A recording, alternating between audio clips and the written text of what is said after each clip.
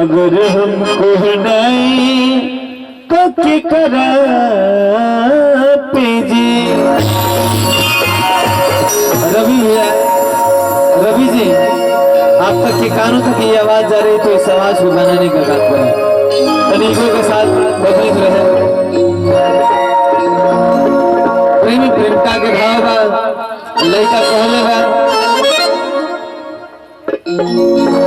ए जी इतना दिन से तो ख्याल रखे हैं, अब के ख्याल रखे वाला बा।